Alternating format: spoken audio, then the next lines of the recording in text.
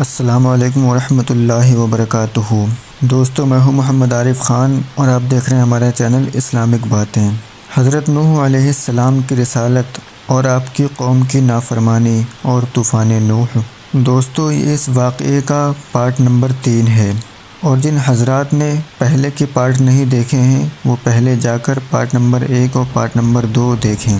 پورا واقعہ مکمل تفصیل کے ساتھ بیان کیا گیا ہے، لنک ڈسکرپشن میں ہے، جا کر چیک کر لیں۔ تو آئیے چلتے ہیں اپنے پارٹ نمبر 3 کی طرف۔ تمام جانوروں کو چڑھا دینے کے بعد حضرت نوح علیہ السلام کیا دیکھتے ہیں کہ ایک گدھا باقی رہ گیا ہے، اور وہ دونوں اگلی ٹانگیں کشتی میں رکھ کر پچھلے دھڑ کا زور لگا کر چڑھنا چاہتا ہے، مگر اس سے چڑھا نہیں جاتا، اور اس لیے چڑھا نہیں جاتا کہ خبیث شیطان نے اس کی دم پکڑ رکھی ہے، اور وہ لعین اس گدھے کے ساتھ خود بھی کشتی میں چڑھنا چاہتا ہے۔ غرض یہ کہ گدھا ہر چند زور لگا کر چڑھتا ہے مگر نہیں چڑھا جاتا۔ آخر کار حضرت نوح علیہ السلام نے دیکھا اور سمجھ گئے کہ ایک پرانا پاپی گدھے کے ساتھ لگ گیا ہے اور اسے چھوڑتا نہیں۔ غصے میں آ کر آواز دی، اے گدھے، فوراً کشتی میں چلا آ، اگرچہ تیرے ساتھ شیطان بھی آ جائے۔ اتنا سنتے ہی شیطان گدھے کی پیٹھ پر سوار ہو گیا اور گدھا ایک جست میں کشتی پر سوار ہو گیا۔ پھر تو شیطان گدھے کو چھوڑ کر کشتی کے ایک کونے میں جا بیٹھا۔ ادھر سے حضرت نوح علیہ السلام سب کا معائنہ کرتے ہوئے جب اس کونے میں آئے تو ایک پرانے گنہگار کو بیٹھے ہوئے دیکھا۔ اسی وقت آپ پہچان گئے اور فرمایا کہ اے لعین، تو یہاں کیوں اور کس کی اجازت سے آیا ہے؟ شیطان جواب میں کہتا ہے کہ میں آپ کی اجازت سے آیا ہوں، آپ شاید بھول گئے، ابھی آپ نے مجھے اور گدھے کو آنے کی اجازت دی ہے۔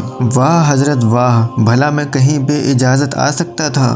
غرض کے خبیث نے وہ چکنی چپڑی باتیں کرنی شروع کی کہ الامان والحفیظ، مگر حضرت نوح علیہ السلام کب اس کی باتوں میں آنے والے تھے۔ اسی وقت آپ کا ارادہ ہوا کہ اسے کشتی سے اتار دیا جائے کہ اتنے میں حضرت جبرائیل علیہ السلام آئے اور فرمایا کہ اے نوح، اللہ تعالیٰ آپ کو سلام فرماتا ہے اور یہ ارشاد فرماتا ہے کہ شیطان کو کشتی میں سے نہ نکالو اور اسے یہیں بیٹھا رہنے دو۔ ہماری قدرت کی اس معاملے میں بڑی حکمتیں ہیں جنہیں تم نہیں سمجھتے، بلکہ ہم ہی جانتے ہیں۔ یہ سن کر حضرت نوح علیہ السلام خاموش ہو گئے اور اس لعین کو وہیں بیٹھا رہنے دیا، لیکن پھر تھوڑی دیر میں آپ نے اسے نصیحت کرنی شروع کر دی کہ اے ابلیس، تو نے اپنے آپ کو کیوں مردود اور شقی بنایا ہے اور کس لیے تو آئندہ درگاہ ہوا ہے؟ جواب میں ایک پرانا حاضر جواب کہتا کیا ہے کہ حضرت، میں اپنے آپ کو اس بلا سے نجات دینے کے لیے اور اس مرض کی دوا کرنے کے لیے ہر وقت تیار ہوں۔ کچھ آپ کے پاس اس کا علاج ہو تو للہ بتائیے، تاکہ میں خدا کا مقرب بندہ دوبارہ بن سکوں۔ آپ نے فرمایا، توبہ کا دروازہ کھلا ہوا ہے، ابھی توبہ کر لے اور نیک لوگوں میں داخل ہو جا۔ شیطان نے کہا، اے نوح، خدا جانے میری توبہ قبول ہوگی بھی یا نہیں، آپ ذرا معلوم کر لیجئے تاکہ ابھی توبہ کر لوں۔ حضرت نوح علیہ السلام کے دل پر ان خالص و مخلص باتوں کا بے حد اثر ہوا، اور اسی وقت آپ نے خدا تعالیٰ کی طرف رجوع کی کہ یا اللہ، یہ توبہ کرتا ہے، اس کی توبہ قبول فرما لی جائے۔ وہاں سے خطاب آیا کہ اے نوح، تم اس دھوکے باز کے فریب میں نہ آؤ اور اس کی تمام باتوں کو جھوٹا جانو، یہ بڑا مکار اور بڑا ابلا فریبی ہے۔ تم اس کا جھوٹ سچ آزما کر دیکھ لو اور اس سے کہو کہ یہیں اور اسی کشتی میں آدم کا تابوت رکھا ہوا ہے، اسے سجدہ کر لے اور بغیر توبہ کیے خدا کے مقرب بندوں میں داخل ہو جا۔ یہ سن کر حضرت نہایت خوشی خوشی ابلیس سے آ کر کہتے ہیں کہ یہ آدم کا تابوت ہے، اسے سجدہ کر لے اور خدا کے مقرب بندوں میں داخل ہو جا۔ یہ سن کر شیطان بڑی زور سے ہنسا اور کہا کہ یہ جب زندہ تھے اور جنت کی بادشاہی کر رہے تھے، جب تو ہم نے انہیں سجدہ نہیں کیا، اب جب کہ یہ خاک ہو گئے ہیں تو میں انہیں کیوں کر سجدہ کر سکتا ہوں۔ اتنا سنتے ہی حضرت نوح علیہ السلام نے اس کی طرف سے اپنا منہ پھیر لیا اور دوسرے کاموں کی طرف متوجہ ہو گئے۔ جب حضرت نوح علیہ السلام کشتی کی تیاری اور اپنے اہل و عیال اور دیگر فرما بردار امتی عورتوں مرد کو کشتی میں سوار کر کے فارغ ہو گئے، اس وقت حضرت جبرائیل علیہ السلام تشریف لائے اور کہا کہ اے نوح، اب تم طوفان کا انتظار کرو اور اس کی علامت معلوم کرو۔ علامت اس طوفان بے پایہ کی یہ ہوگی کہ ایک دہکتے ہوئے آگ کے تندور میں سے اول پانی ابلنا شروع ہوگا اور پھر اس کے بعد تم خود دیکھ لو گے کہ کیا سے کیا ہو جائے گا۔ تندور کی نسبت مختلف روایتیں آتی ہیں۔ بعض کہتے ہیں کہ وہ تندور جس میں اول پانی نکلا ہے حضرت نوح علیہ السلام کی بیوی کا تھا، جو ان کو حوا کی میراث میں ملا تھا اور وہ پتھر کا بنا ہوا تھا۔ لکھا ہے کہ ایک روز وہ روٹیاں پکا رہی تھیں کہ یکایک آگ کے بھرے ہوئے تندور میں سے پانی ابلنا شروع ہو گیا۔ انہوں نے دوڑ کر حضرت نوح علیہ السلام کو اطلاع دی، اور دوسری روایت میں اس طرح لکھا ہے کہ حضرت نوح علیہ السلام کچھ کھانا پینا خریدنے کے لیے بازار میں آئے ہوئے تھے اور اتفاق سے ایک نان بائی کی دکان پر کھڑے روٹیاں لے رہے تھے۔ اسی نان بائی نے آپ سے بطور مذاق کے کہا کہ اے نوح، وہ آپ کا پانی کہاں ہے جس کی طغیانی سے آپ ہم کو ڈراتے تھے؟ وہ کہاں چھپا ہے اور کب آئے گا اور کہاں سے نکلے گا؟ پیارے نوح کو اس کے مذاق اڑانے پر غصہ آیا اور جلال میں آ کر کہا، شاید تیرے ہی تندور میں سے وہ پانی نکلے، اور عجب نہیں جو ابھی نکلنا شروع ہو جائے۔ چنانچہ آپ کی زبان سے یہ الفاظ نکلتے ہی مولا عز و جل نے قبول فرما لیے۔ اب جو نان بائی آپ کا مذاق اڑانے کے لیے تندور میں جھانک کر دیکھتا ہے تو اسے پانی جوش مارتا ہوا دکھائی دیتا ہے اور آنن فانن میں وہ ابلنا شروع ہو گیا۔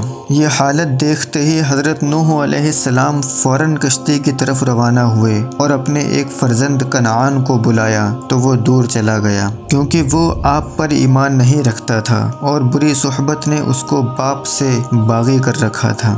جب حضرت نوح علیہ السلام نے دیکھا کہ طوفان شروع ہو گیا، فوراً آپ کشتی میں سوار ہو گئے اور اپنے بیٹے کنعان سے کہا، اے میرے بچے، دیکھ کشتی میں سوار ہو جا اور میرے دشمنوں کا ساتھ نہ دے۔ تو جواب میں کنعان کہتا ہے، اے نوح، آپ اطمینان رکھیں اور گھبرائیں نہیں، میں بلند سے بلند پہاڑ پر چڑھ جاؤں گا کہ وہاں پانی مجھے کچھ نقصان نہیں پہنچا سکے گا۔ جس کے جواب میں حضرت نوح علیہ السلام نے فرمایا، اے میرے فرزند، دیکھ آج کے دن خدا جس کو نہ بچائے گا وہ بچ نہیں سکتا۔ کیسا پہاڑ اور کیسی بلندی! غرض کے باپ اپنے بیٹے کنعان کے لیے تڑپ رہے ہیں اور ان کی محبت پدری جوش مار رہی ہے، مگر ناخلف بیٹے کا یہ حال ہے کہ وہ باپ کی ایک نہیں سنتا۔ غرض کے حضرت نوح علیہ السلام نے اپنے بیٹے کو ڈوبتا ہوا دیکھ کر ہر چند خدا کی جناب میں فریاد کی کہ الہی، میرا فرزند ڈوب رہا ہے،